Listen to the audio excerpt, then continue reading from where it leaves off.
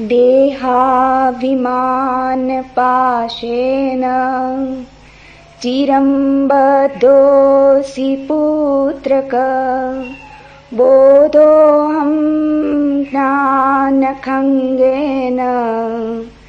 तन्निकृत्य सुखी भव। निसङ्गो निष्क्रियोऽसि त्वं स्वप्रकाशो निरञ्जन अयमेव हि ते बन्ध समाधिम् अनुतिष्ठसि। त्वया व्याप्तम् इदं विश्वं त्वयि प्रोतं यथार्थतः शुद्धबुद्धस्वरूपत्वं मागम क्षुद्रचित्तताम्। निरपेक्षो निर्विकारो निर्भरशीतलाशय अगाधबुद्धिरक्षुब्धो भवचिन्मात्रवासन। साकारम् अनृतं वीति निराकरं तु निश्चलम्। एतत्तत्त्वोपदेशेन न पुनर्भवसम्भव। यथैवादर्शमध्यस्ते रूपेऽन्त परितस्तु स तथैवास्मिन् शरीरेऽन्त परित परमेश्वर। एकं सर्वगतं व्योम बहिरन्त यथा घटे नित्यं निरन्तरं ब्रह्म सर्वभूतगणे तथा।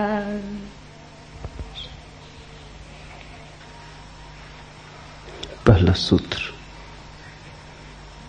अष्टावक्र ने कहा, हे पुत्र, तू बहुत काल से देहाभिमान के पास में बंधा हुआ है। उस पास को मैं बोध हूं, इस ज्ञान की तलवार से काटकर तू सुखी हो।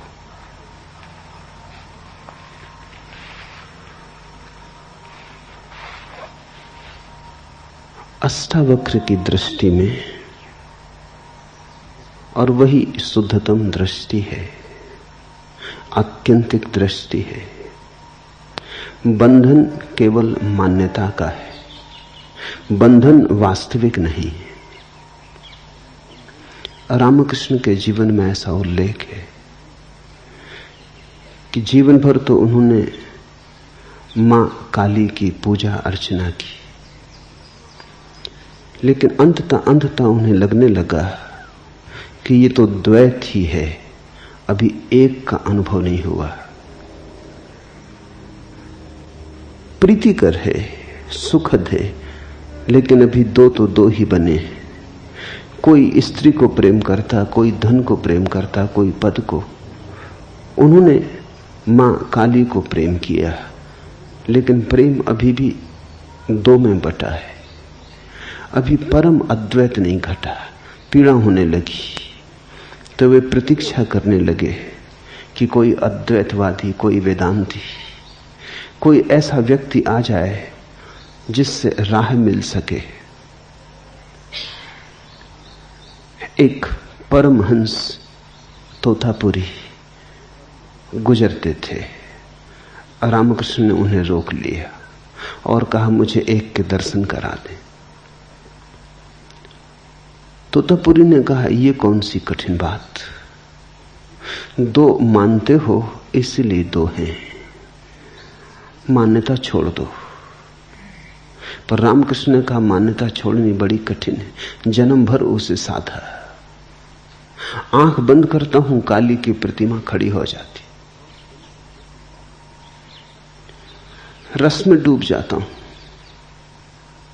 भूल ही जाता हूं कि एक होना है। आंख बंद करते ही दो हो जाता हूं, ध्यान करने की चेष्टा करता हूं, द्वैत हो जाता है। मुझे उबारो। तो तोतापुरी ने कहा, ऐसा करो, जब काली की प्रतिमा बने तो उठाना एक तलवार और 2 टुकड़े कर देना। रामकृष्ण ने कहा, तलवार वहां कहां से लाऊंगा? तो जो तोतापुरी ने कहा वही अष्टावक्र का वचन है। तोतापुरी ने कहा, ये काली की प्रतिमा कहां से ले आए हो? वहीं से तलवार भी ले आना। ये भी कल्पना है,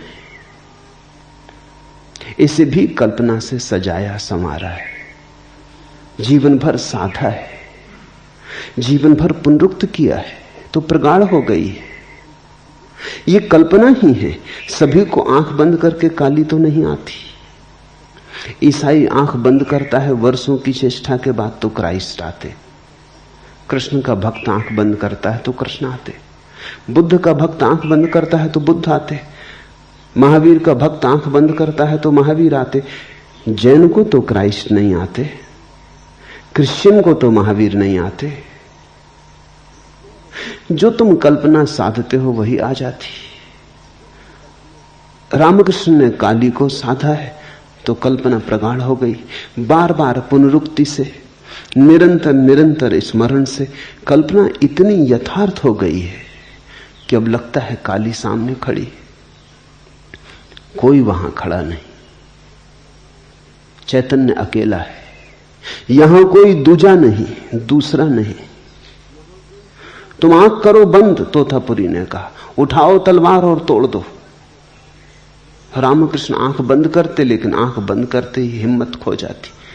तलवार उठाएं काली को तोड़ने को, भक्त भगवान को काटने को तलवार उठाए, ये बड़ी कठिन बात है। संसार छोड़ना बड़ा सरल, संसार में पकड़ने योग्य क्या है।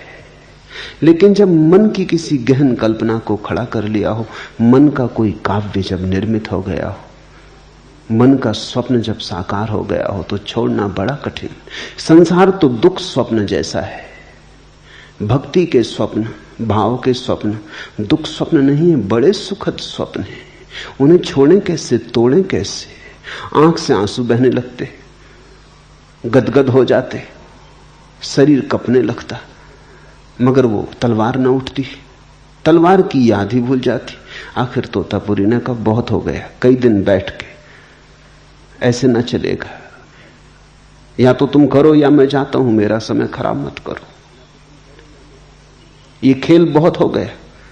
तोतापुरी उस दिन एक कांच का टुकड़ा ले आया और उसने कहा कि जब तुम मगन होने लगोगे तब मैं तुम्हारे माथे को कांच के टुकड़े से काट दूंगा। जब मैं यहां तुम्हारा माथा काटूं तो भीतर एक दफा हिम्मत करके उठा लेना तलवार और कर देना 2 टुकड़े। बस ये आखिरी है, फिर मैं न रुकूंगा। तोतापुरी की धमकी जाने की, और फिर वैसा गुरु खोजना मुश्किल होता। तोतापुरी अष्टावक्र जैसा आदमी रहा होगा। जब रामकृष्ण आंख बंद किए, काली की प्रतिमा उभरी और वो मगन होने को ही थे, आंख से आंसू बहने को ही थे, उद्रेक हो रहा था, उमंग आ रही थी, रोमांच होने को ही था कि तोतापुरी ने लिया माथे पर जहां आज्ञा चक्र है, वहां लेके ऊपर से नीचे तक कांच के टुकड़े से माथा काट दिया। खून की धार बह गई। हिम्मत उस वक्त भीतर रामकृष्ण ने भी जुटा ली, उठा ली तलवार, 2 टुकड़े कर दिए काली के। काली वहां गिरी कि अद्वैत हो गया, कि लहर खो गई सागर में, कि सरिता उतर गई सागर में। फिर तो कहते हैं 6 दिन उस परम शून्य में डूबे रहे, न भूख रही न प्यास, न बाहर की सुध रही न बुध, सब भूल गए। और जब 6 दिन के बाद आंख खोली तो जो पहला वचन कहा वो यही, आखिरी बाधा गिर गई, the last barrier has fallen. ये पहला सूत्र कहता है, हे पुत्र, तू बहुत काल से देहाभिमान के पास में बंधा हुआ, उस पास को ही अपना अस्तित्व मानने लगा है। मैं देह हूं, मैं देह हूं, मैं देह हूं, ऐसा जन्मों जन्मों तक दोहराया है। दोहराने के कारण हम देह हो गए। देह हम है नहीं, ये हमारा अध्यास है, ये हमारा अभ्यास है, ये हमारा आत्मसम्मोहन है। हमने इतनी प्रगाढ़ता से माना है कि हम हो गए। रामकृष्ण के जीवन में एक और उल्लेख है। उन्होंने सभी धर्मों की साधनाएं की। वो अकेले व्यक्ति थे मनुष्य जाति के इतिहास में जिसने सभी धर्मों के मार्ग से सत्य तक जाने की चेष्टा की। साधारणतः व्यक्ति पहुंच जाता है एक मार्ग से, फिर कौन फिक्र करता है दूसरे मार्गों की। तुम पहाड़ की चोटी पर पहुंच गए, फिर दूसरी पगडंडियां भी लाती हैं या नहीं लाती हैं, कौन फिक्र करता है, पहुंच ही गए। जो पगडंडी ले आई, बाकी लाती हो न लाती हो, प्रयोजन किसे। लेकिन रामकृष्ण बार बार पहाड़ की चोटी पर पहुंचे, फिर नीचे उतर आए, फिर दूसरे मार्ग से चढ़े, फिर तीसरे मार्ग से चढ़े। वे पहले व्यक्ति हैं जिन्होंने सभी धर्मों की साधना की और सभी धर्मों से उसी शिखर को पा लिया। समन्वय की बात बहुतों ने की थी, रामकृष्ण ने पहली दफे समन्वय का विज्ञान निर्मित किया। बहुत लोगों ने कहा था सभी धर्म सच हैं, लेकिन वो बात की बात थी। रामकृष्ण ने उसे तथ्य बनाया, उसे अनुभव का बल दिया, अपने जीवन से प्रमाणित किया। जब वो इस्लाम की साधना करते थे तो वो ठीक मुसलमान फकीर हो गए। वो भूल गए रामकृष्ण, अल्लाहू अल्लाहू की आवाज लगाने लगे, कुरान की आयतें सुनने लगे। एक मस्जिद के द्वार पर ही पड़े रहते थे, मंदिर के पास से निकल जाते, आंख भी ना उठाते, नमस्कार तो दूर रही। भूल गए काली को। बंगाल में एक संप्रदाय है, सखी संप्रदाय। जब रामकृष्ण सखी संप्रदाय की साधना करते, सखी संप्रदाय की मान्यता है कि परमेश्वर ही पुरुष है, बाकी सब स्त्रियां हैं। परमेश्वर कृष्ण है, बाकी सब उसकी सखियां हैं। तो सखी संप्रदाय का पुरुष भी अपने को स्त्री ही मान के चलता है। लेकिन जो घटना रामकृष्ण के जीवन में घटी वो किसी सखी संप्रदाय की मान्यता वाले व्यक्ति को कभी नहीं घटी थी। पुरुष मान ले अपने को ऊपर ऊपर से स्त्री हूं, भीतर तो पुरुष ही बना रहता है, जानता तो है कि मैं पुरुष ही हूं। तो सखी संप्रदाय के लोग कृष्ण की मूर्ति को लेकर रात बिस्तर पे सो जाते, वही पति है। लेकिन इससे क्या फर्क पड़ता है। लेकिन जब रामकृष्ण ने साधना की तो अभूतपूर्व घटना घटी। बड़े बड़े वैज्ञानिकों को भी चकित कर दे ऐसी घटना घटी। 6 महीने तक उन्होंने सखी संप्रदाय की साधना की। 3 महीने के बाद उनके स्तन उभर आए, उनकी आवाज बदल गई, वो स्त्रियों जैसे चलने लगे, स्त्रियों जैसी उनकी मधुर वाणी हो गई। स्तन उभर आए, स्त्रियों जैसे स्तन हो गए, शरीर का पुरुष ढांचा बदलने लगा। मगर इतना भी संभव है क्योंकि स्तन होते तो पुरुष को भी हैं, अविकसित होते, स्त्री के विकसित होते। तो हो सकता है अविकसित स्तन विकसित हो गए हों, बीज तो है ही। यहां तक कोई बहुत बड़ी घटना नहीं घटी। बहुत पुरुषों को स्तन बढ़ जाते, ये कोई बहुत आश्चर्यजनक बात नहीं। लेकिन 6 महीने पूरे होते होते उनको मासिक धर्म शुरू हो गए, तब चमत्कार की बात थी।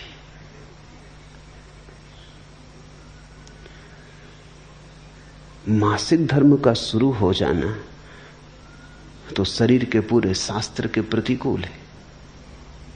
ऐसा तो कभी किसी पुरुष को न हुआ था। ये 6 महीने में क्या हुआ? एक मान्यता कि मैं स्त्री हूं, ये मान्यता इतनी प्रगाढ़ता से की गई, ये भाव इतने गहरे तक गुंजाया गया, ये रोए रोए में और कण कण में शरीर के गूंजने लगा कि मैं स्त्री हूं। इसका विपरीत भाव ना रहा, पुरुष की बात ही भूल गई। तो घटना घट गई। अष्टावक्र कह रहे हैं, हम देह नहीं हैं, हमने माना तो हम देह हो गए। हमने जो मान लिया हम वही हो गए। संसार हमारी मान्यता है,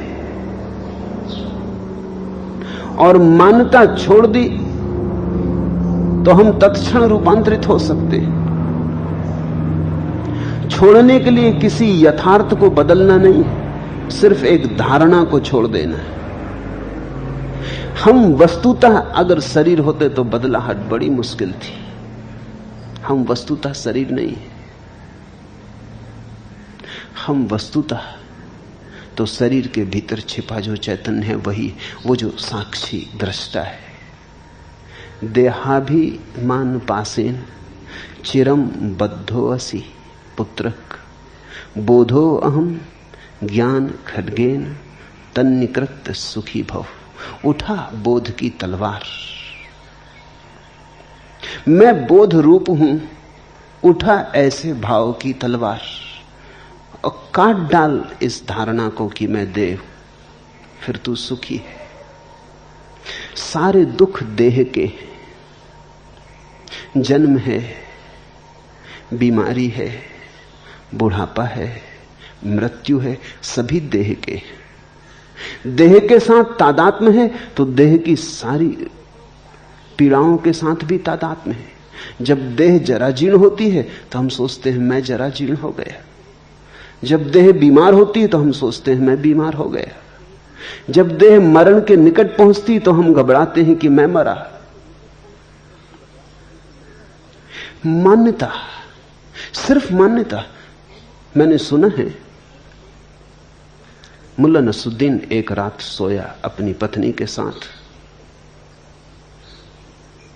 तब तक उसे कोई बेटा बेटी ना हुए थे और पत्नी को बड़ी आतुरता थी कि कोई बच्चा हो जाए। सोने ही जा रहे थे कि पत्नी ने कहा कि सुनो तो, अगर हमारे घर बेटा हो जाए तो सुलाएंगे कहां, क्योंकि एक ही बिस्तर है। तो मुल्ला थोड़ा किनारे सरक गया, उसने कहा यहां बीच में सुला लेंगे। और पत्नी ने कहा अगर दूसरा और हो जाए, तो मुल्ला थोड़ा और सरक गया, उसने कहा उसको भी यहीं सुला लेंगे। कंजूस आदमी। पत्नी ने कहा अगर तीसरा हो जाए, तो मुल्ला और सरकाओ, कहने ही जा रहा था कि यहां सुला लेंगे कि धड़ाम से नीचे गिरा, उसकी टांग टूट गई। पड़ोस के लोग इकट्ठे हो गए शोरगुल सुन के। वो चिल्लाया, रोने लगा। पड़ोस के लोगों ने पूछा क्या हुआ।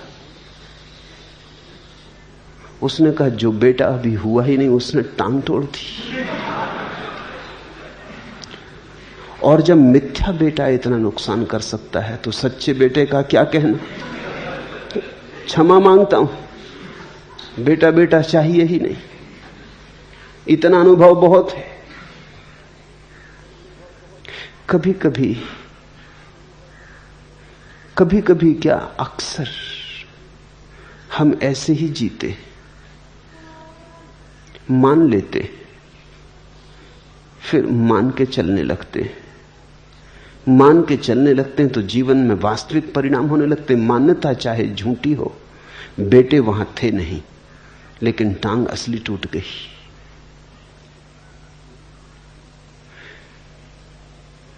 झूठ का भी परिणाम सच हो सकता है।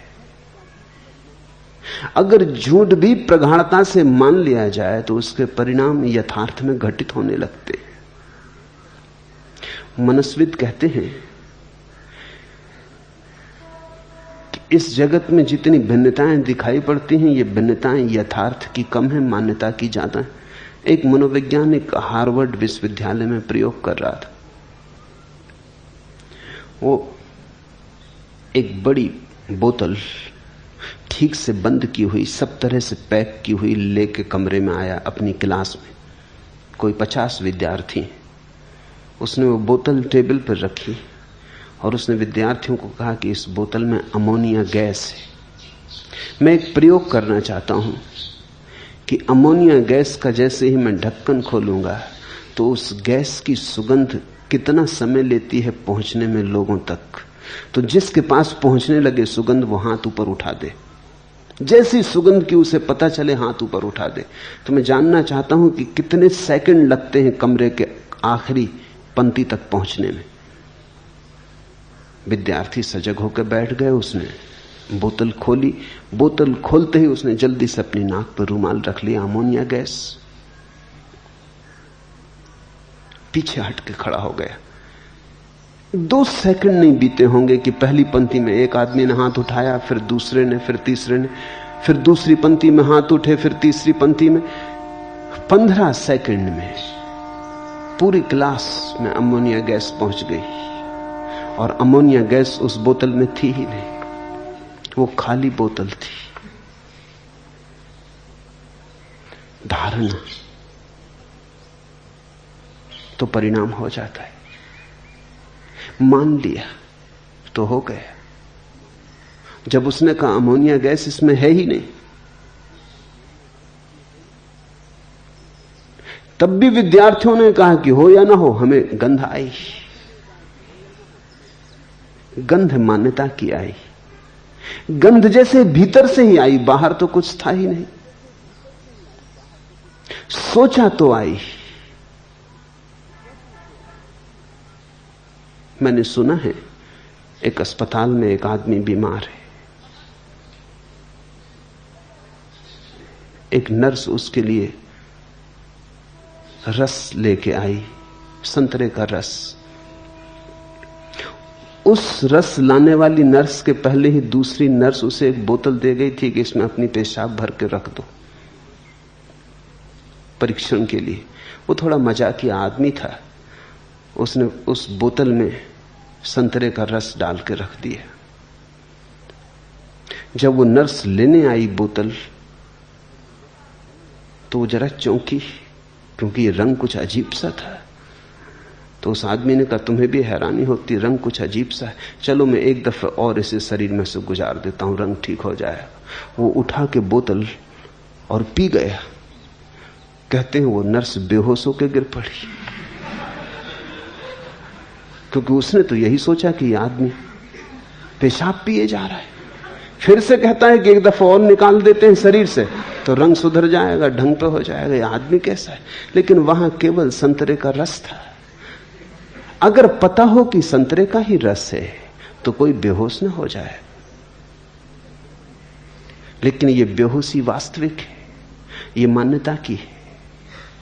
तुम जीवन में चारों तरफ ऐसी हजारों घटनाएं खोज ले सकते हो जब मान्यता काम कर जाती, मान्यता वास्तविक हो जाती।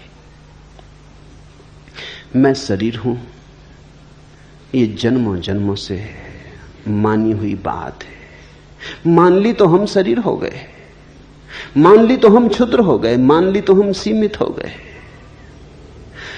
अष्टावक्र का मौलिक आधार यही है कि यह आत्म सम्मोहन है, ऑटो हिप्नोसिस है। तुम शरीर हो नहीं गए हो, तुम शरीर हो नहीं सकते हो। इसका कोई उपाय ही नहीं है। जो तुम नहीं हो वो कैसे हो सकते हो? जो तुम हो तुम अभी भी वही हो। सिर्फ झूठी मान्यता को काट डालना है। उस पास को मैं बोध हूं इस ज्ञान की तलवार से काट कर तू अभी सुखी हो जा। ज्ञान खंगेन तत् निष्कृतम त्वम सुखी भव। अभी सुख को जगा ले, क्योंकि सारे दुख हमारे उस मान्यता के पिछलग्गू हैं कि हम दे। बुद्ध भी मरते हैं लेकिन मृत्यु की कोई पीड़ा नहीं। रामकृष्ण भी मरते हैं लेकिन मृत्यु की कोई पीड़ा नहीं। रमन भी मरते हैं लेकिन मृत्यु की कोई पीड़ा नहीं। रमन जब मरे तो उन्हें कैंसर था। चिकित्सक बहुत चकित थे। बड़ी कठिन बीमारी थी, बड़ी पीड़ादायी बीमारी थी। लेकिन रमन वैसे ही थे जैसे थे, जैसे बीमारी ने कोई भेद ही नहीं लाया, कहीं कोई अंतर ही नहीं पड़ा। चिकित्सक परेशान थे कि यह असंभव है, ये हो कैसे सकता है? मौत द्वार पर खड़ी है और आदमी अविचलित है। चिकित्सकों की बेचैनी हम समझ सकते हैं। इतनी पीड़ा हो रही है और आदमी अविचलित है, निस्तरंग है। उनकी बेचैनी, उनका तर्क हम समझ सकते हैं, क्योंकि शरीर ही हमारे लिए सब कुछ मालूम होता है। जिसको पता चल गया कि मैं शरीर नहीं हूं, मौत आ रही है लेकिन शरीर की आ रही है, और पीड़ा हो रही है वो भी शरीर में हो रही है। एक नए चैतन्य का आविर्भाव हुआ है जो दूर खड़े होकर देख रहा है, और दूरी शरीर की और चेतना की इतनी है जैसे जमीन और आसमान की दूरी। इससे बड़ी कोई दूरी नहीं है। तुम्हारे भीतर दुनिया में अस्तित्व की सबसे दूर की चीजें मिल रही। तुम क्षितिज हो जहां जमीन और आसमान मिल रहे हैं।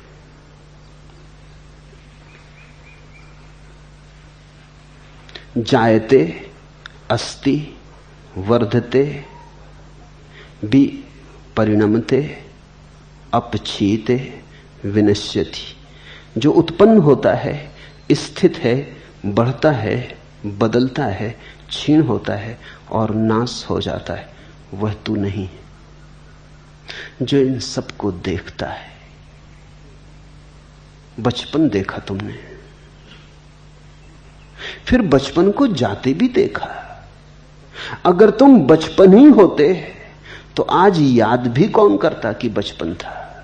तुम बचपन के साथ ही चले गए होते।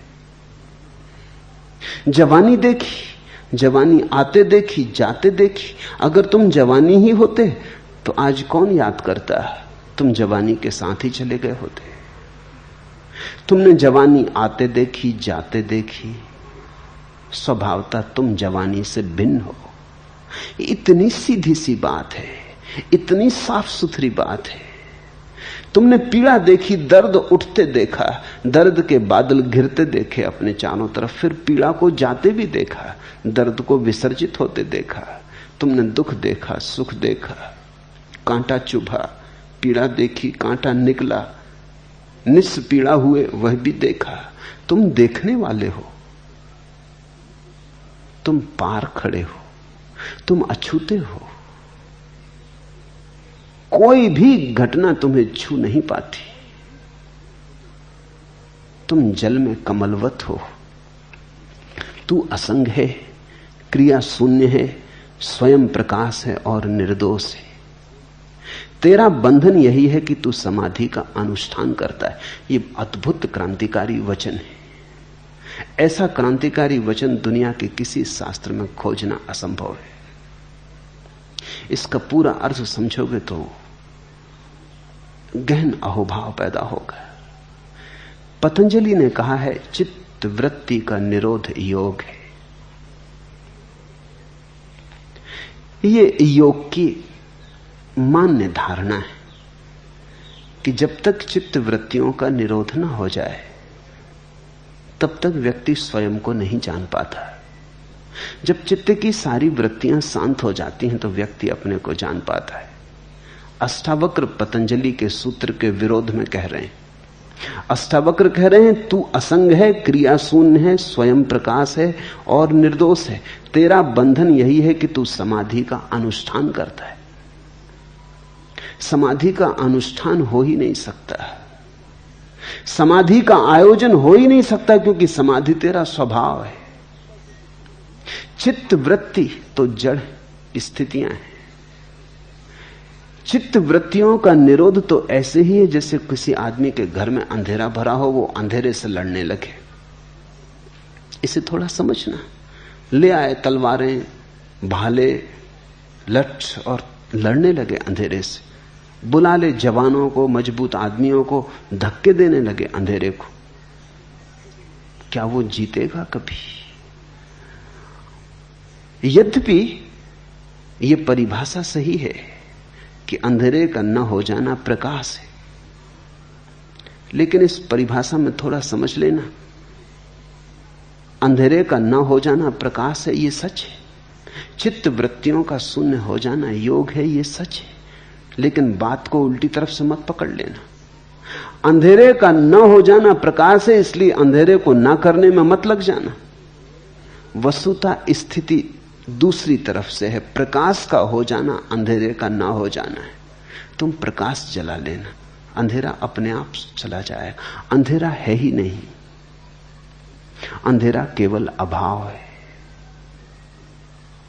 पतंजलि कहता है चित्त वृत्तियों को शांत करो तो तुम आत्मा को जान लोगे। अष्टावक्र कहते हैं आत्मा को जान लो, चित्त वृत्तियां शांत हो जाएंगी। आत्मा को जाने बिना तुम चित्त वृत्तियों को शांत कर भी ना सकोगे। आत्मा को न जानने के कारण ही तो चित्त वृत्तियां उठ रही हैं। समझा अपने को कि मैं शरीर हूं तो शरीर की वासनाएं उठती हैं। समझा अपने को कि मैं मन हूं तो मन की वासनाएं उठती हैं। जिसके साथ तुम जुड़ जाते हो उसी की वासनाएं तुम में प्रतिछायित होती, प्रतिबिंबित होती हैं। तुम जिसके पास बैठ जाते हो उसी का रंग तुम पे चढ़ जाता है। जैसे स्फटिक मणि को कोई रंगीन पत्थर के पास रख दे तो रंगीन पत्थर का रंग मणि पर झलकने लगता है। लाल पत्थर के पास रख दो, मणि लाल मालूम होने लगती। नीले पत्थर के पास रख दो, मणि नीली मालूम होने लगती। ये सानिध्य दोष है। मणि नीली हो नहीं जाती, सिर्फ प्रतीत होती। अंधेरा केवल प्रतीत होता है नहीं। प्रकाश के न होने का नाम अंधेरा है। अंधेरे की अपनी कोई सत्ता नहीं, अपना कोई वास्तविक अस्तित्व नहीं। तो तुम अंधेरे से मत लड़ने लगना। योग और अष्टावक्र की दृष्टि बड़ी विपरीत है। इसलिए मैंने कहा अगर अष्टावक्र को समझना हो तो कृष्णमूर्ति को समझने की कोशिश करना। कृष्णमूर्ति अष्टावक्र का आधुनिक संस्करण है। ठीक आधुनिक भाषा में, आज की भाषा में कृष्णमूर्ति जो कह रहे हैं वो शुद्ध अष्टावक्र का सार है। कृष्णमूर्ति के मानने वाला ऐसा सोचते हैं कि कृष्णमूर्ति कोई नई बात कह रहे हैं। नई बात कहने को है ही नहीं। जो भी कहा जा सकता है कहा जा चुका है। जितने जीवन के पहलू हो सकते हैं सब छाने जा चुके हैं। अनंत काल से आदमी खोज कर रहा है। इस सूरज के नीचे नया कहने को कुछ है ही नहीं। केवल भाषा बदलती है, आवरण बदलते हैं, वस्त्र बदलते हैं, समय के अनुसार नई धारणाओं का प्रयोग बदलता है, लेकिन जो कहा जा रहा है वो ठीक वही है। अष्टावक्र की भाषा अति प्राचीन है, कृष्णमूर्ति की भाषा अति नवीन है। लेकिन जो थोड़ा भी समझ सकता है उसे दिखाई पड़ जाएगा कि बात तो वही है। कृष्णमूर्ति कहते हैं योग की कोई जरूरत नहीं, ध्यान की कोई जरूरत नहीं, जप तप की कोई जरूरत नहीं। ये सब अनुष्ठान है। अनुष्ठान उसके लिए करना होता है जो हमारा स्वभाव नहीं। स्वभाव को पाने के लिए क्या अनुष्ठान करना है? सब अनुष्ठान छोड़ के अपने में झांक लो, स्वभाव प्रकट हो जाएगा। तू असंग है, क्रिया शून्य है, स्वयं प्रकाश और निर्दोष है। ये घोषणा तो देखो। अष्टावक्र कहते हैं तू निर्दोष है, इसलिए तुम भूल के भी ये मत समझना कि मैं पापी हूं। लाख तुम्हारे साधु संत कहे चले जाएं कि तुम पापी हो, पाप का प्रक्षालन करो, पश्चाताप करो, बुरे कर्म किए हैं उनको छुड़ाओ। अष्टावक्र का वचन ध्यान में रखना, तू क्रिया शून्य है, इसलिए कर्म तो तू करेगा कैसे? अष्टावक्र कहते हैं जीवन में 6 लहरें हैं, 6 ऊर्मियां, भूख प्यास, शोक मोह, जन्म मरण। ये 6 तरंगे। भूख प्यास शरीर की तरंगे। अगर शरीर ना हो तो ना तो भूख होगी ना प्यास होगी। ये शरीर की जरूरतें हैं। जब शरीर स्वस्थ होता है तो ज्यादा भूख लगती है, जब शरीर बीमार होता है तो ज्यादा भूख नहीं लगती। अगर शरीर को धूप में खड़ा करोगे ज्यादा प्यास लगेगी क्योंकि पसीना उड़ जाएगा। गर्मी में ज्यादा प्यास लगेगी, सर्दियों में कम प्यास लगेगी। ये शरीर की जरूरतें हैं। ये शरीर की तरंगे हैं। भूख प्यास शरीर की, शोक मोह मन की। कोई छूट जाता तो दुख होता है क्योंकि मन पकड़ लेता है, राग बना लेता है। कोई मिल जाता है परिजन तो सुख होता है, कोई परिजन छूट जाता तो दुख होता है। कोई अपरिजन मिल जाता है तो दुख होता है, अपरिजन छूट जाता तो सुख होता है। लेकिन ये मन के खेल है, आसक्ति और विरक्ति के खेल है, आकर्षण और विकर्षण के खेल है। जिस आदमी के भीतर मन ना रहा, उसके भीतर फिर कोई शोक नहीं, कोई मोह नहीं।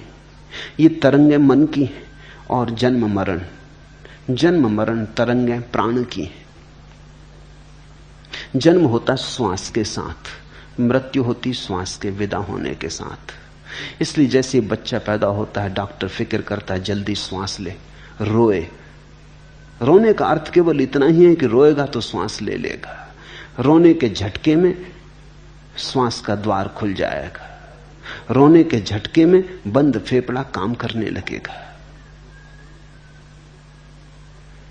अगर बच्चा नहीं रोता कुछ सेकंड के भीतर, तो डॉक्टर उसे उल्टा लटका के उस पर चोट करता बच्चे के ऊपर, ताकि धक्के में श्वास चल पड़े। श्वास जन्म है। श्वास यानी प्राण की प्रक्रिया। जब आदमी मरता है तो श्वास समाप्त हो जाती, प्राण की प्रक्रिया बंद हो गई। प्रतिपल यही हो रहा है। श्वास भीतर आती तो जीवन भीतर आता, श्वास बाहर जाती तो जीवन बाहर जाता।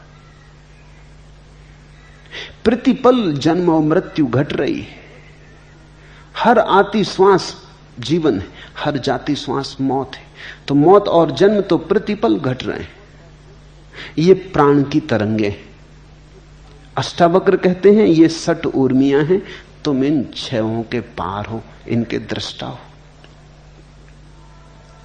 इसलिए बुद्ध ने तो श्वास पर ही सारा का सारा अपना साधना की व्यवस्था खड़ी की। बुद्ध ने कहा एक ही काम पर्याप्त है कि तुम आती जाती श्वास को देखते रहो। क्या होगा आती जाती सांस को देखने से?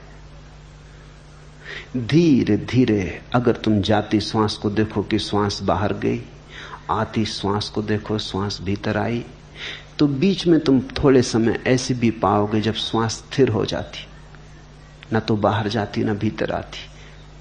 हर आती जाती श्वास के बीच में क्षण भर को अंतराल है, जब श्वास न चलती, न हिलती, न डुलती, बाहर जाती, फिर क्षण भर को रुकती, फिर भीतर आती, भीतर आती, फिर क्षण भर को रुकती, फिर बाहर जाती। तो अंतराल तुम्हें दिखाई पड़ने लगेंगे। उन्हीं अंतराल में तुम पाओगे कि तुम हो। श्वास का आना जाना तो प्राण का खेल है।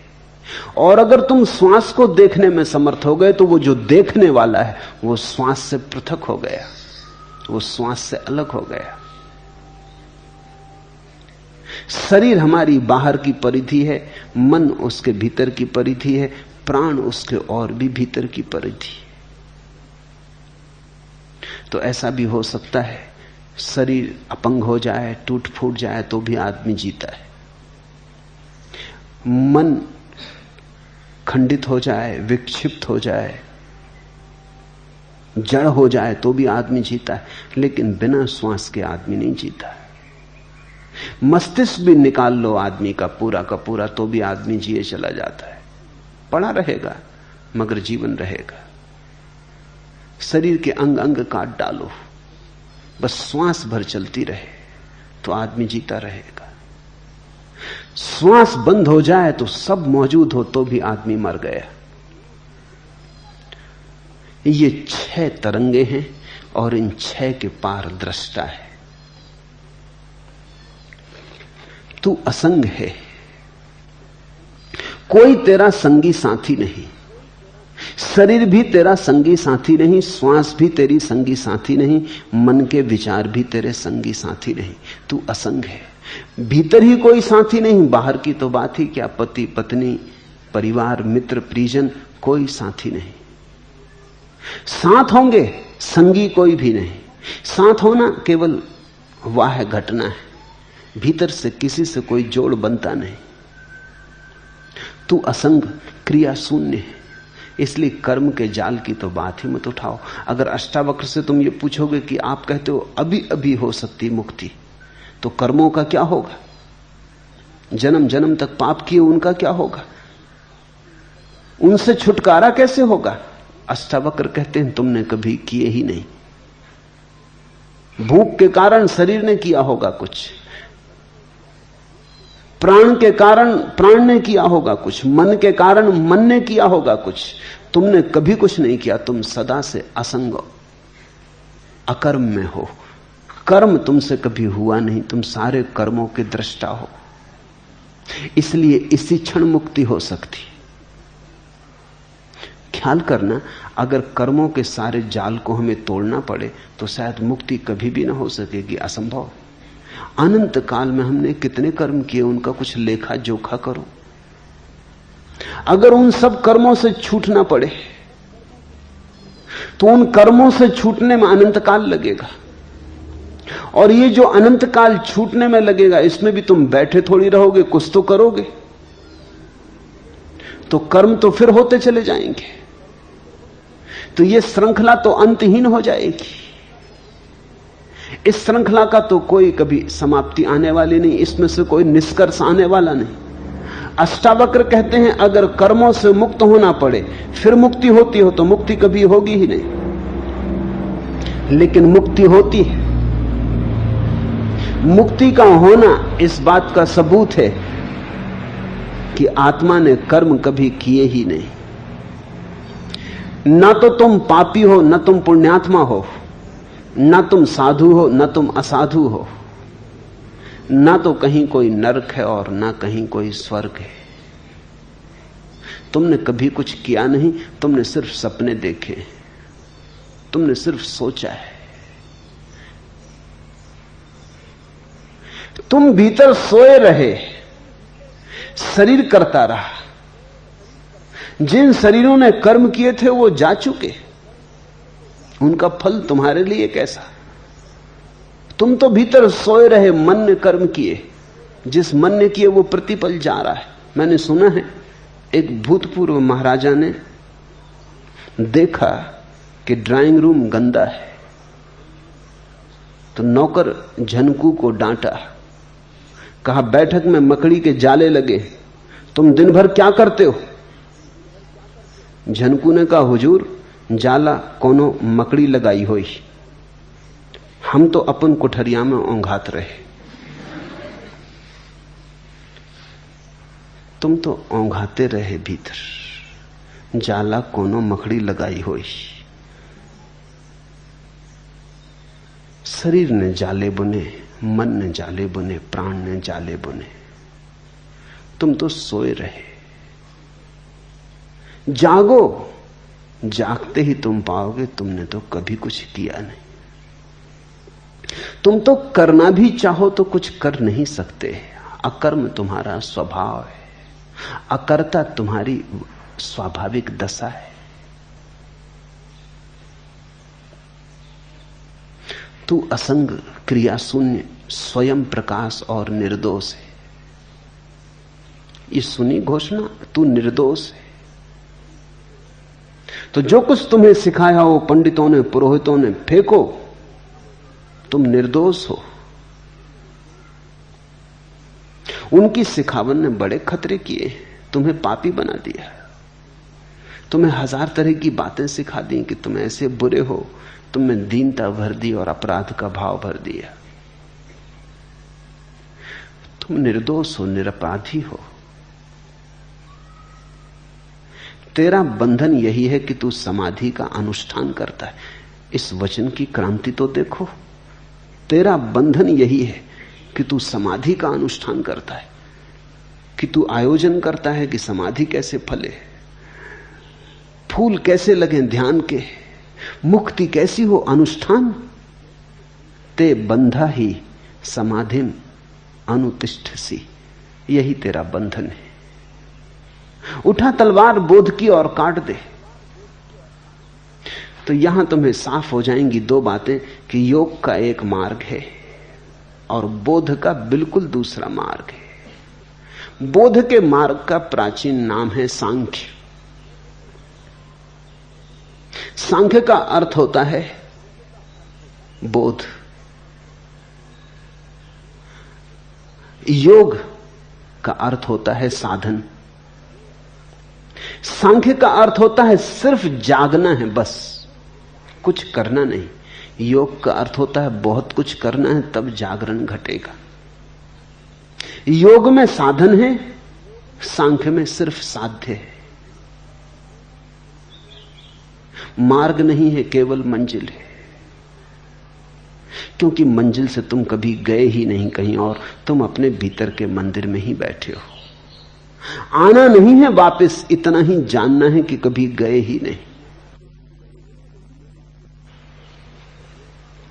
निसंगो निष्क्रियो असि त्वयं स्वप्रकाशो निरंजना अयमेव हिते बंधा समाधि मनुतिष्ठसी। बस इतना ही बंधन है कि तुम मोक्ष खोज रहे हो। मोक्ष के खोज से नए बंधन निर्मित होते। एक आदमी संसार में बंधा है, फिर घबरा जाता है तो मोक्ष खोजने लगता है। तो इधर से घर द्वार छोड़ता है, परिवार छोड़ता है, धन दुकान छोड़ता है, फिर नए बंधनों में बन जाता। साधु हो गया, अब ऐसे उठो, ऐसे बैठो, ऐसे खाओ, ऐसे पियो। अब नए बंधन अपने चारों तरफ रच लेता है। तुमने देखा साधुओं की हालत कैदियों जैसी है। साधु मुक्त नहीं है, क्योंकि साधु सोच रहा है मुक्ति के लिए पहले तो बंधन करने पड़ेंगे। ये भी खूब मजे की बात है। मुक्ति के लिए पहले बंधन मानने पड़ेंगे। मुक्त होने के लिए कोई बंधन नहीं चाहिए। कृष्णमूर्ति की एक किताब है the first and last freedom, पहली और अंतिम मुक्ति। वो अष्टावक्र का आधुनिकतम वक्तव्य है। अगर मुक्त होना है तो पहले ही चरण पर मुक्त हो जाओ। ये मत सोचो कि अंत में मुक्त होएंगे। पहले चरण पर ही मुक्त होना है, दूसरे चरण पर नहीं। क्योंकि अगर पहले चरण पर सोचा कि तैयारी करेंगे मुक्त होने की, तो उसी तैयारी में नए बंधन निर्मित हो जाएंगे। फिर उन नए बंधनों से छूटने के लिए फिर तैयारी करनी पड़ेगी। उस तैयारी में फिर नए बंधन निर्मित हो जाएंगे। तो तुम एक से छूटोगे, दूसरे से बंधोगे, कुएं से बचोगे, खाई में गिरोगे। तो तुम देखो, ग्रस्त बंधा है और संन्यास्त बंधे, दोनों के बंधन अलग अलग हैं, मगर फर्क कुछ नहीं है। ऐसा लगता है कि मौलिक मूर्छा जब तक नहीं टूटती, तुम जो भी करोगे बंधन होगा। मैंने सुना है कि एक आदमी की स्त्री भाग गई, तो उसे खोजने निकला। खोजते खोजते जंगल में पहुंच गया। वहां एक साधु एक वृक्ष के नीचे बैठा था। उसने पूछा कि मेरी स्त्री को तो जाते नहीं देखा, घर से भाग गई, बड़ा बेचैन। तो साधु ने पूछा तेरी स्त्री का नाम क्या है? उसने कहा मेरी स्त्री का नाम फजीती।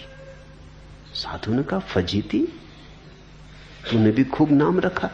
ऐसे तो सभी स्त्रियां फजीती होती हैं, बाकी तूने नाम भी खूब चुन के रखा। तेरा नाम क्या है? साधु उत्सुक हुआ कि तो नाम में बड़ा होशियार। उसने कहा मेरा नाम बेवकूफ। वो साधु हंसने लगा।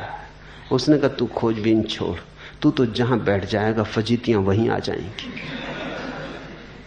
कोई कहीं तुझे जाने की जरूरत नहीं, तेरा बेवकूफ होना काफी है। फजीतियां तुझे खुद खोज लेंगी। संसार से छोड़ के आदमी भाग जाता है, तो संसार छोड़ने से उसकी मंदी बुद्धता तो नहीं मिटती, उसकी मूढ़ता तो नहीं मिटती, मूर्छा तो नहीं मिटती। वो उस मूर्छा को लेके मंदिर में बैठ जाता है, नए बंधन बना लेता है। वो मूर्छा नए जाले बुन देती। पहले संसार में बंधा था, वो सन्यास में बंध जाता है, लेकिन बिना बंधे नहीं रह सकता। मुक्ति है प्रथम चरण पर, उसके लिए कोई आयोजन नहीं। आयोजन का मतलब हुआ कि अब आयोजन में बंधे, इंतजाम किया तो इंतजाम में बंधे, फिर इससे छूटना पड़ेगा। तो ये कहां तक चलेगा? ये तो अंतहीन हो जाएगा। सुना है मैंने, एक आदमी डरता था मरघट से निकलने से, और मरघट के पार उसका घर था, तो रोज निकलना पड़ता है। इतना डरता था कि रात घर से नहीं निकलता था, सांझ घर लौट आता था तो कपता हुआ आता था। आखिर एक साधु को दया आ गई। उसने कहा कि तू ये फिक्र छोड़, ये ताबीज ले, ये ताबीज सदा बांध के रख, फिर कोई भूत प्रेत तेरे ऊपर कोई परिणाम न ला सकेगा। परिणाम हुआ, ताबीज बांधते से भूत प्रेत का डर मिट गया। लेकिन अब एक नया डर पकड़ा कि ताबीज कहीं खो न जाए। स्वाभाविक, जिस ताबीज ने भूत प्रेतों से बचा दिया, अब वो आधी रात को भी निकल जाता है। मरघट से कोई डर नहीं, भूत प्रेत तो कभी भी वहां नहीं थे।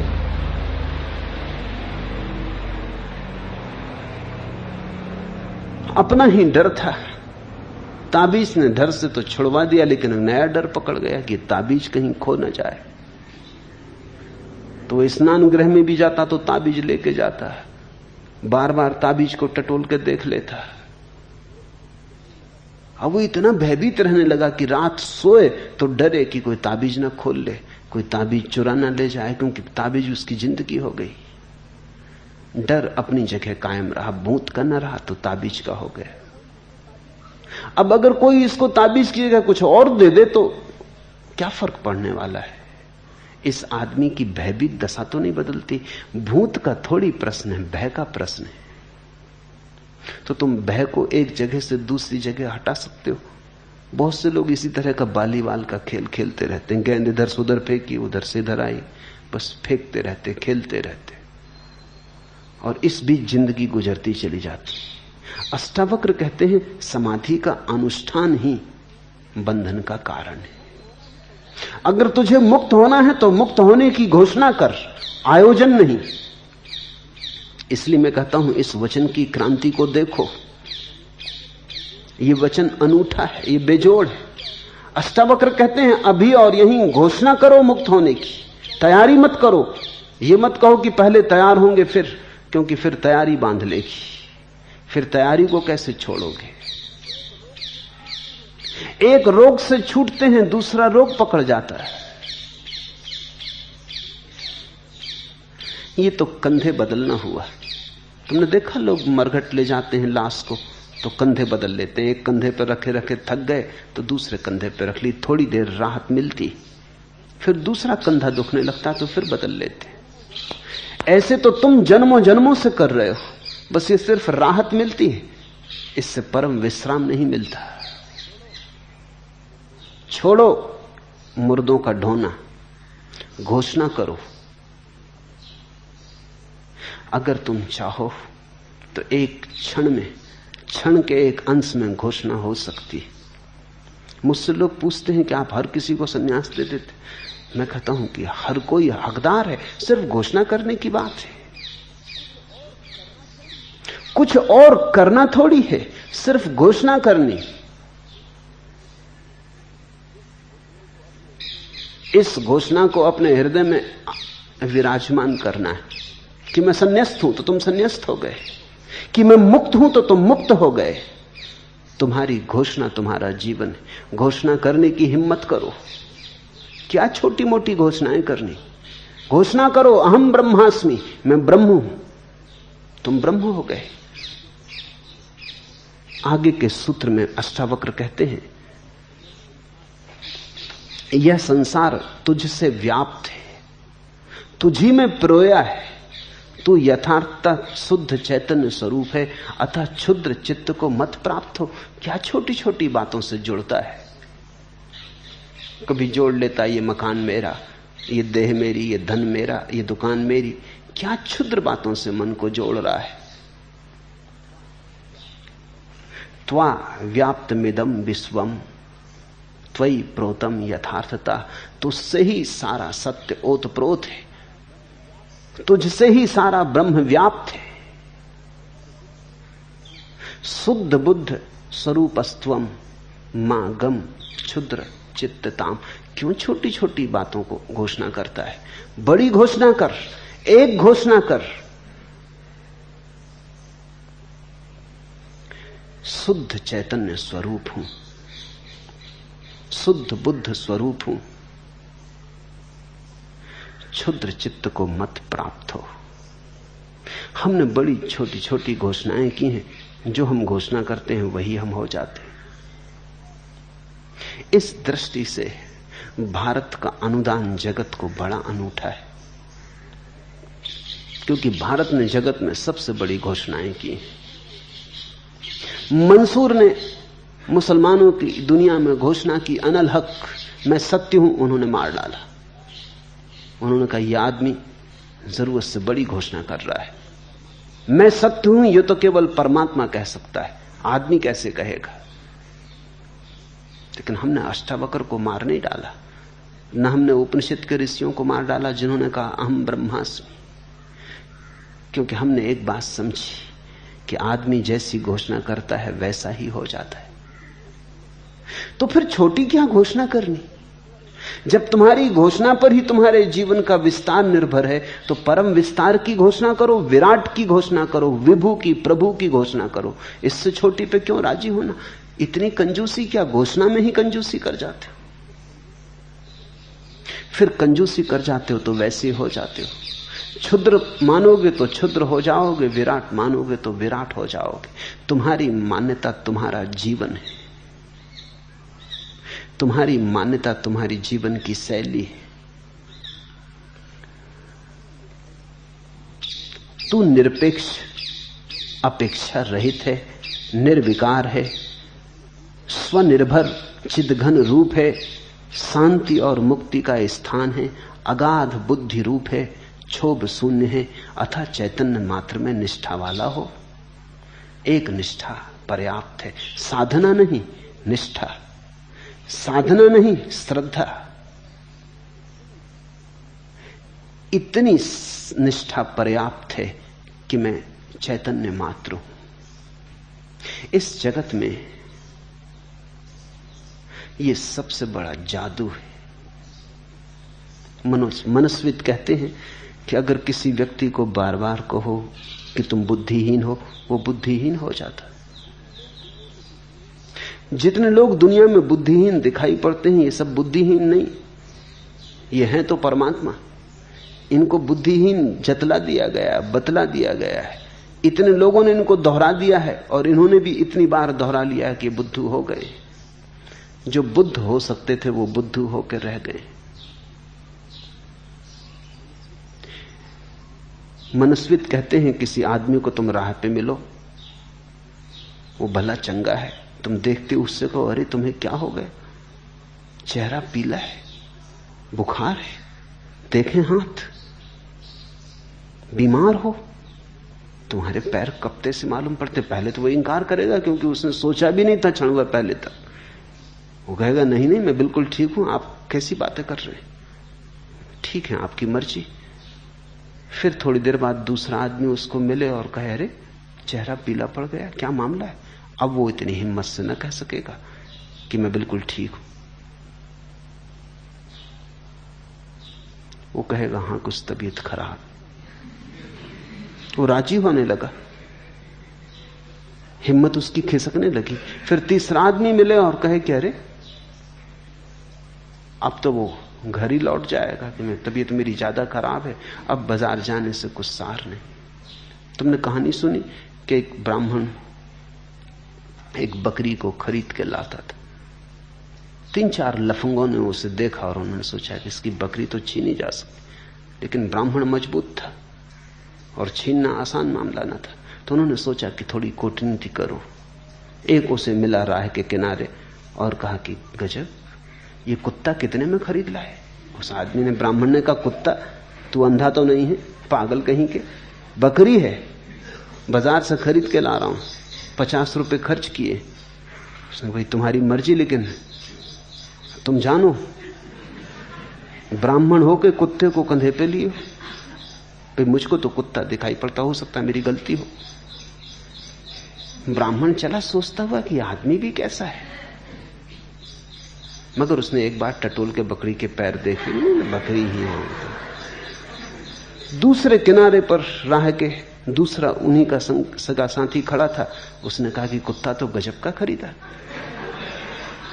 अब ब्राह्मण इतनी हिम्मत से न कह सका कि कुत्ता नहीं, न हो कुत्ता ही है, तो 2 आदमी गलत नहीं हो सकते। फिर भी उसने कहा कि नहीं नहीं कुत्ता नहीं है, लेकिन अब कमजोर था, कह तो रहा था लेकिन ही भीतर की नींव हिल गई थी। उसने कहा कि नहीं नहीं कुत्ता नहीं, बकरी है। उसने कहा कि बकरी, इसको बकरी कहते,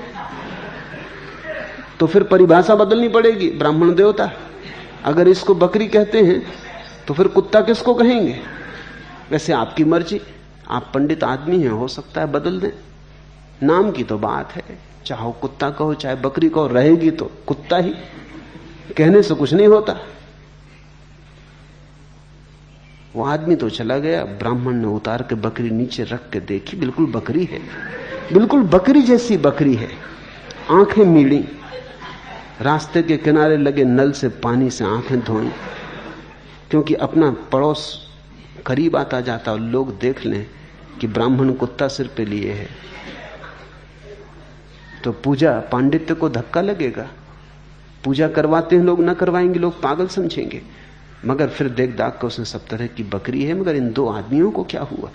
फिर रख के चला, लेकिन अब जरा डरता हुआ चला कि फिर कोई और न देख ले। वो तीसरा उनका साथी खड़ा था। उसने कहा कि कुत्ता तो गजब का है, कहां से लाए? हम भी बड़े दिन से कुत्ता चाहते हैं। उसने कहा बाबा तू ही ले ले, अगर कुत्ता चाहते हो तुम ही ले लो, ये कुत्ता ही है, एक मित्र ने दे दिया है, इससे छुटकारा करो मेरा। वो भागा वहां से घर की तरफ कि किसी को पता ना चल जाए कि कुत्ता इसने लिया है। आदमी ऐसे ही जी रहा है। तुमने जो मान रखा है वो तुम हो गए हो, और तुम्हारे चारों तरफ बहुत लफंगे हैं जो तुम्हें बहुत सी बातें मनवा रहे हैं। उनके अपने प्रयोजन हैं। पुरोहित समझाना चाहता है कि तुम पापी हो, क्योंकि तुम पापी नहीं हो तो पूजा कैसे चलेगी। उसका हित इसमें है कि बकरी कुत्ता मालूम पड़े। पंडित है, अगर तुम अज्ञानी नहीं हो तो उसके पांडित्य का क्या होगा, उसकी दुकान कैसे चलेगी। धर्मगुरु है, वो अगर तुम्हें समझा दे कि तुम अकर्ता हो, कर्म शून्य हो, तुमने कभी पाप किया ही नहीं, तो उसकी जरूरत क्या है। ये तो ऐसा हुआ कि डॉक्टर के पास तुम जाओ, वो समझा दे कि बीमार तुम हो ही नहीं, बीमार तुम कभी हुए ही नहीं, बीमार तुम हो ही नहीं सकते, स्वास्थ्य तुम्हारा स्वभाव है। तो ये डॉक्टर आत्महत्या कर रहा है अपनी, इसकी दुकान का क्या होगा। तुम डॉक्टर के पास जाओ भले चंगे, जब तुम्हें कोई बीमारी नहीं तब जाओ, तब भी तुम पाओगे कि वो बीमारी खोज लेगा। तुम जाके देखो, बिल्कुल भले चंगे हो, तुम्हें कोई बीमारी नहीं, जाके जरा चले जाओ, डॉक्टर को कहना कि कुछ जांच पड़ताल करवानी। ऐसा डॉक्टर खोजना बहुत मुश्किल है जो कह दे कि तुम बीमार नहीं हो। मुल्ला नसरुद्दीन का बेटा डॉक्टर हुआ, तो मैंने उससे पूछा कि कैसी चल रही। उसने कहा कि काफी अच्छी चल रही। मैंने कहा तुम कैसे समझे कि काफी अच्छी चल रही। उसने कहा इतनी अच्छी चल रही कि कई दफे तो वो बीमारों को कह देता है कि तुम बीमार ही नहीं हो। ये तो बड़ी डॉक्टर कह सकता है जिसकी खूब चल रही हो। चल रही ऐसी हो कि अब उसे उपद्रव ज्यादा लेने नहीं है, फुर्सत नहीं। तो उसने कहा इससे मैं समझता हूं कि बिल्कुल ठीक चल रही। कई दफा आदमियों को कह देता है नहीं तुम्हें कोई बीमारी नहीं। दुकानें हैं, उनके अपने हित हैं। तुम्हारे ऊपर हजारों दुकानें चल रही, पंडित की है, पुरोहित की है, धर्मगुरु की है। तुम्हारा पापी होना जरूरी है, तुमने बुरे कर्म किए हो यह आवश्यक है, नहीं तो तुम्हारा बुरे कर्मों से छुटकारा दिलाने वालों का क्या होगा, मसीहाओं का क्या होगा जो आते हैं तुम्हारी मुक्ति के लिए। अगर अष्टावक्र सही है तो सब मसीहा व्यर्थ है, फिर तुम्हारे छुटकारे की कोई जरूरत नहीं, तुम छूटे ही हुए हो, तुम मुक्त ही हो। अष्टावक्र की जैसे कोई भी दुकान नहीं है, जैसे अष्टावक्र तुम्हारे साथ कोई धंधा नहीं करना चाहते, सीधी सीधी बात कह देते हैं, दो टूक सत्य कह देते हैं। तू निरपेक्ष, अपेक्षा रहित, निर्विकार, निर्भर, चिद घन रूप, शांति और मुक्ति है तू, अगाध बुद्धि रूप, क्षोभ शून्य है तू, अतः चैतन्य मात्र में निष्ठा वाला हो। एक ही निष्ठा होनी चाहिए कि मैं साक्षी रूप हूं, बस पर्याप्त है। ऐसा निष्ठावान व्यक्ति धार्मिक है, और किसी निष्ठा की कोई जरूरत नहीं। न तो परमात्मा में निष्ठा की जरूरत है, न स्वर्ग नरक में निष्ठा की जरूरत है, न कर्म के सिद्धांत में निष्ठा की जरूरत है। एक निष्ठा पर्याप्त है, और वो निष्ठा है कि मैं साक्षी, निर्विकार। और तुम जैसे ही निष्ठा करोगे तुम पाओगे तुम निर्विकार होने लगे। एक मनोवैज्ञानिक ने प्रयोग किया, एक कक्षा को 2 हिस्सों में बांट दिया, आधे लड़के एक तरफ आधे दूसरी तरफ, अलग अलग कमरों में। फिर पहले हिस्से को जाके कहा कि गणित बहुत कठिन है, तुम में से कोई भी हल ना कर पाएगा।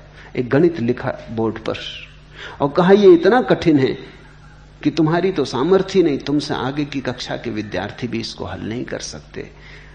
लेकिन हम एक प्रयोग कर रहे हैं, हम जानना चाहते हैं क्या तुम में से कोई इसको हल करने के थोड़े बहुत भी करीब आ सकता है, थोड़ी बहुत विधि 2-4 कदम भी ठीक उठा सकता है। यह असंभव है। उसने ये बार बार दोहराया कि असंभव है, फिर भी तुम चेष्टा करो।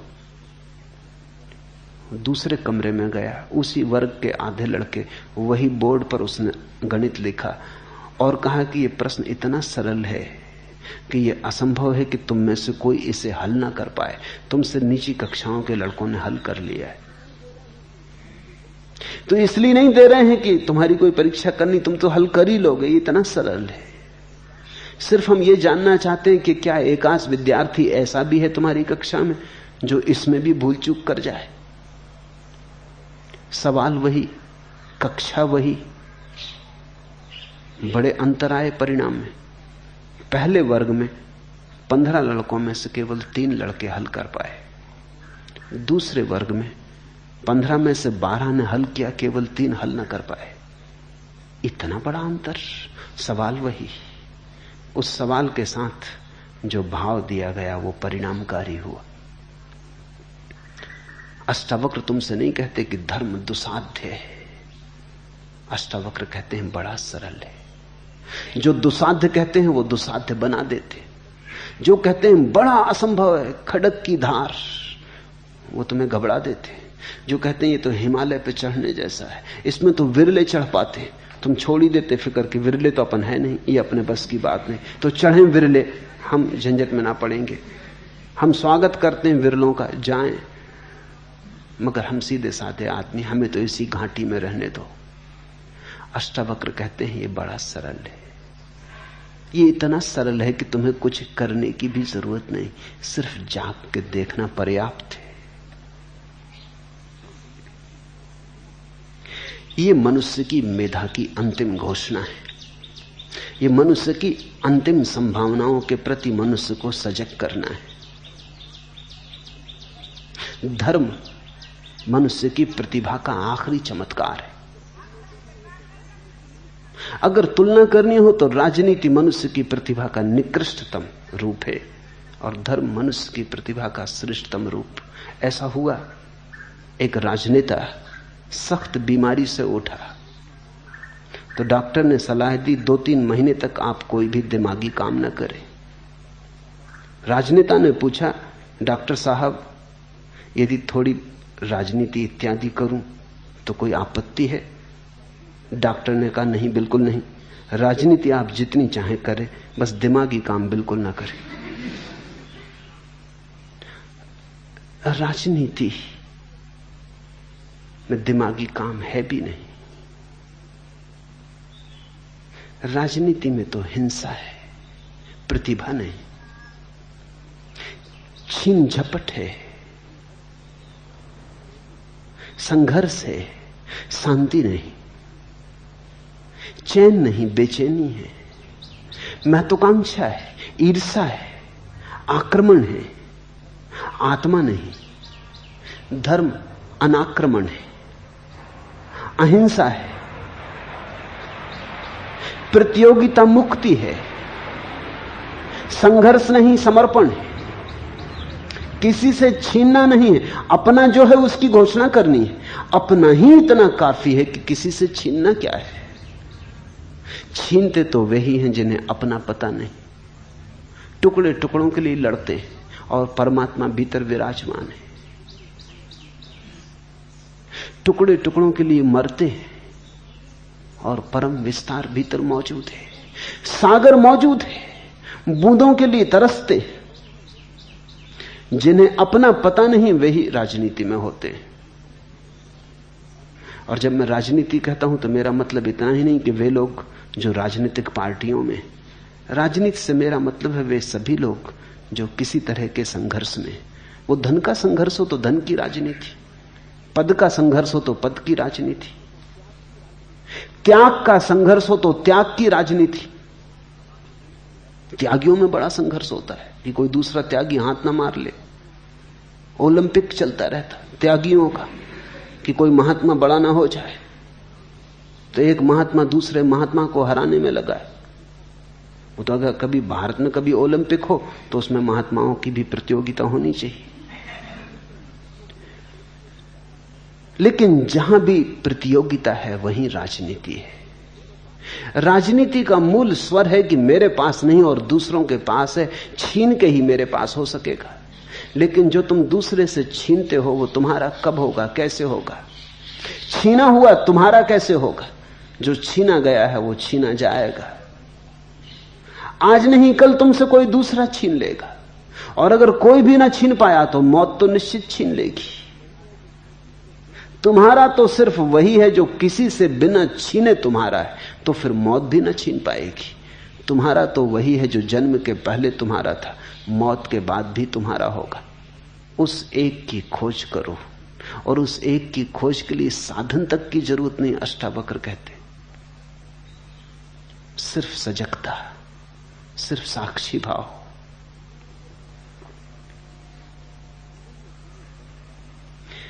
जीवन में तुम्हें बहुत बार लगता भी है कि व्यर्थ दौड़े चले जा रहे हैं, लेकिन रुकें कैसे? ऐसा नहीं है कि तुम्हें नहीं लगता कि ये व्यर्थ दौड़ धूप, तुम्हें भी लगता है, लेकिन रुकें कैसे? फिर दौड़ धूप का अभ्यास प्राचीन है, रुकना भूल ही गए। पैरों की आदत दौड़ने की हो गई, मन की आदत दौड़ने की हो गई। अभ्यास ऐसा हो गया है कि बैठ नहीं सकते, बैठने का अभ्यास खो गया। आ गई थी शिकायत लबों पे मगर किससे कहते तो क्या, कहना बेकार था। चल पड़े दर्द पीकर तो चलते रहे, हार कर बैठ जाने से इंकार था। और फिर लोग सोचते हैं कि ऐसे बैठ गए तो हार जाएंगे, बैठ गए तो लोग समझेंगे हार गए,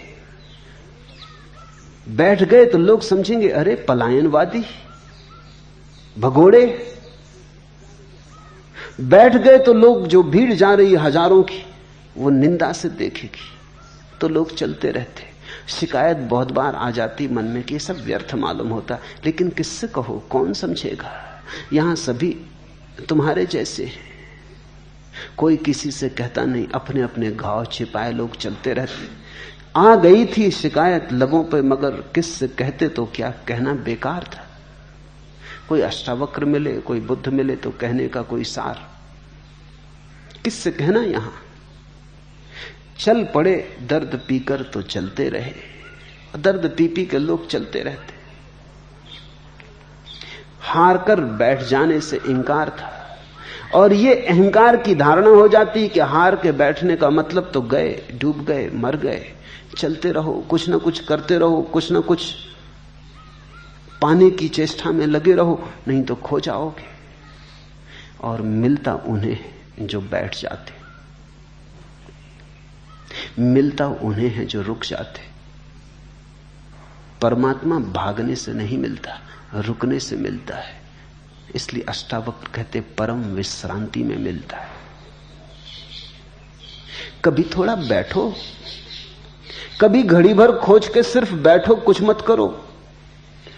ज़ेन फकीरों में एक प्रक्रिया है झाज़ेन। झाज़ेन का मतलब होता है बस बैठो, कुछ मत करो। बड़ी गहरी ध्यान की प्रक्रिया है। प्रक्रिया कहनी ठीक ही नहीं, क्योंकि प्रक्रिया तो कुछ भी नहीं, बस बैठो, कुछ भी ना करो। जैसे अष्टावक्र जो कह रहे हैं वही ज़ेन कह रहा है। बैठ जाओ, कुछ देर सिर्फ बैठो विश्राम में, कुछ देर सब ऊहापोह छोड़ो, कुछ देर सब महत्वाकांक्षा छोड़ो, मन की दौड़ धूप आपाधापी छोड़ो, थोड़ी देर सिर्फ बैठे रहो, डूबे रहो अपने में।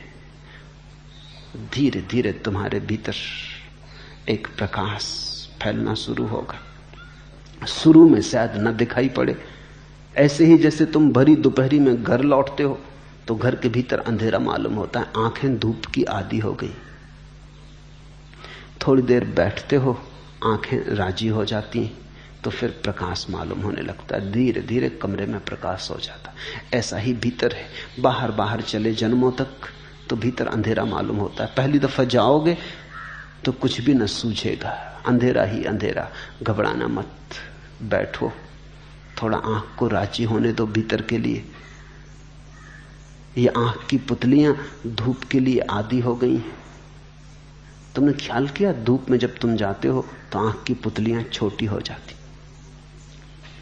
धूप के बाद एकदम आईने में देखना तो तुम्हें पुतली बहुत छोटी मालूम पड़ेगी, क्योंकि उतनी धूप को भीतर नहीं ले जाया जा सकता, वो जरूरत से ज्यादा है। तो पुतली सिकुड़ जाती, वो ऑटोमेटिक है, स्वचालित सिकुड़न है। फिर जब तुम अंधेरे में आते तो पुतली को फैलना पड़ता, पुतली बड़ी हो जाती। अंधेरे में थोड़ी देर बैठने के बाद फिर आईने में देखना तो पाओगे पुतली बड़ी हो गई। और जो इस बाहर की आंख का ढंग है वही भीतर की तीसरी आंख का भी ढंग है। बाहर देखने के लिए पुतली छोटी चाहिए, भीतर देखने के लिए पुतली बड़ी चाहिए। तो अभ्यास हो गया है पुराना, उस अभ्यास को मिटाने के लिए कुछ नया अभ्यास नहीं करना है, बस बैठ रहो। लोग पूछते हैं बैठ के क्या करें? चलो कुछ राम नाम दे दो, कोई मंत्र दे दो, उसी को दोहराते रहेंगे, मगर कुछ दे दो कुछ करने को। लोग कहते हैं आलंबन चाहिए, सहारा चाहिए। अनुष्ठान किया कि बंधन शुरू हुआ।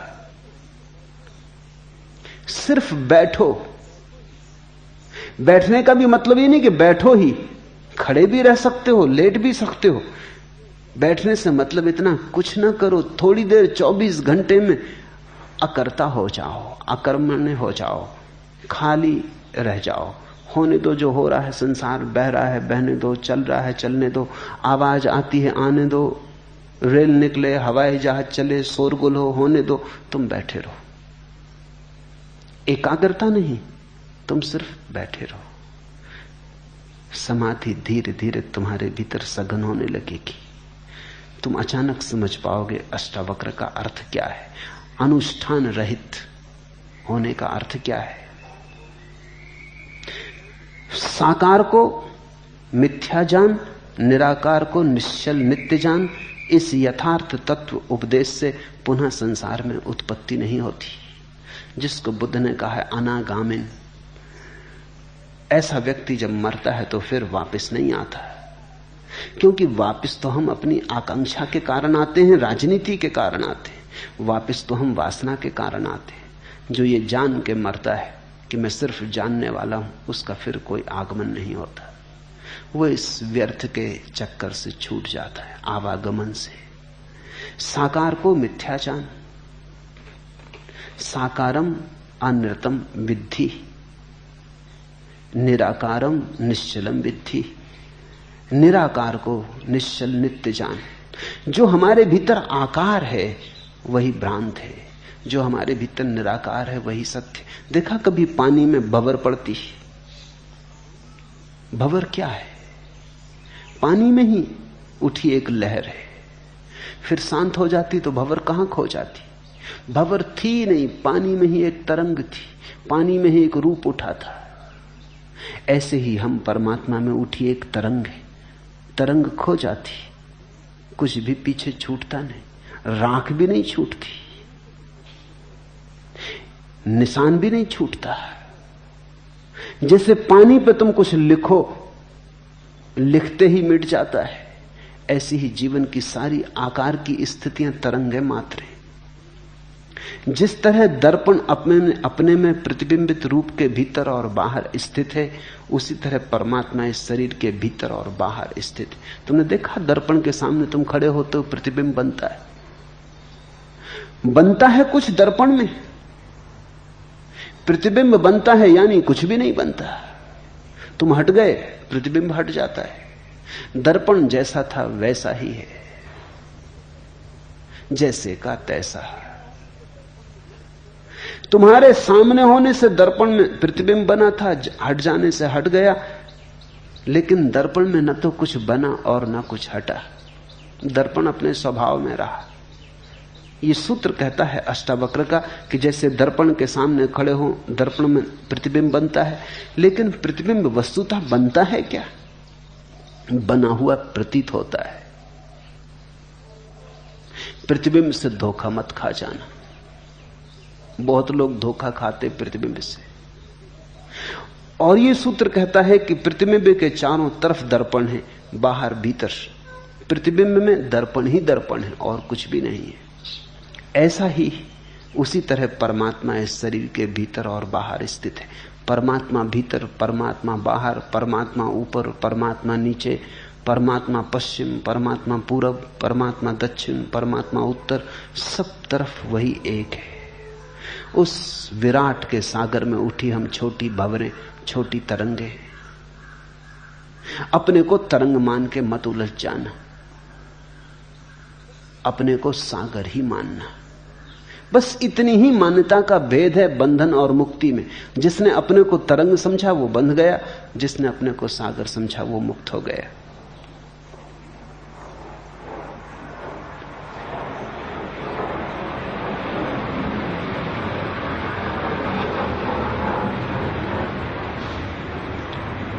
जिस तरह सर्वव्यापी एक आकाश घट के बाहर और भीतर स्थित है, उसी तरह नित्य और निरंतर ब्रह्म सब भूतों में स्थित है। जिस तरह सर्वव्यापी एक आकाश घट के बाहर और भीतर घड़ा रखा है, घड़े के भीतर भी वही आकाश है, घड़े के बाहर भी वही आकाश है। तुम घड़े को फोड़ दो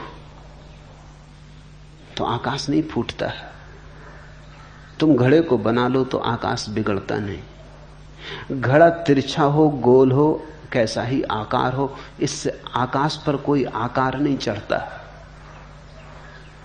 हम सब मिट्टी के भांडे, मिट्टी के घड़े, बाहर भी वही है, भीतर भी वही है। इस मिट्टी की पतली सी दीवार को तुम बहुत ज्यादा मूल्य मत दे देना। ये मिट्टी की पतली सी दीवार तुम्हें एक घड़ा बना रही है, इससे बहुत जकड़ मत जाना। अगर तुमने ऐसा मान लिया कि ये मिट्टी की दीवार ही मैं हूं, तो फिर तुम बार बार घड़े बनते रहोगे, क्योंकि तुम्हारी मान्यता तुम्हें वापस खींच लाएगी। कोई और तुम्हें संसार में नहीं लाता है, तुम्हारे घड़े होने की धारणा ही तुम्हें वापस ले आती। एक बार तुम जान लो कि तुम घड़े के भीतर का शून्य हो। लाओ त्सु के वचन अर्थपूर्ण है। लाओ त्सु कहता है घड़े की दीवार का क्या मूल्य है, असली मूल्य तो घड़े के भीतर के शून्य का होता है। पानी भरोगे तो शून्य में भरेगा, दीवार में थोड़ी। मकान बनाते हो तो तुम दीवार को मकान कहते हो तो गलती है। दीवार के भीतर जो खाली जगह है वही मकान है। रहते तो उसमें हो, दीवार में थोड़ी रहते। दीवार तो केवल एक सीमा है, असली में रहते तो हम आकाश में ही हैं तो हम सब दिगंबर ही।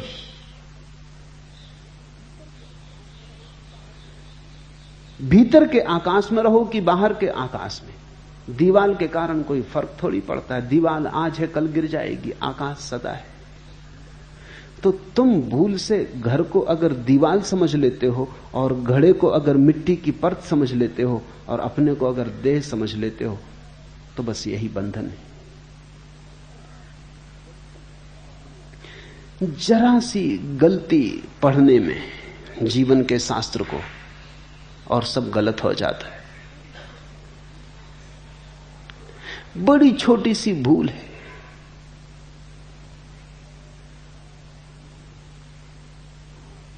मुल्ला नसरुद्दीन एक बार अपने विचारों में डूबा बस में चढ़ गया और सीट पर बैठ के सिगरेट पीने लगा। साफ साफ तो लिखा है कि बस में धूम्रपान वर्जित है। क्या आपने पढ़ा नहीं? क्या आपको पढ़ना नहीं आता? कंडक्टर ने क्रोधपूर्वक उससे कहा, पढ़ तो लिया, लेकिन लिखने को तो बस में बहुत कुछ लिखा है, मैं किस किस की बात का पालन करूं? नसरुद्दीन बोला, यही देखो यहां लिखा है हमेशा हैंडलूम की साड़ियां पहनो।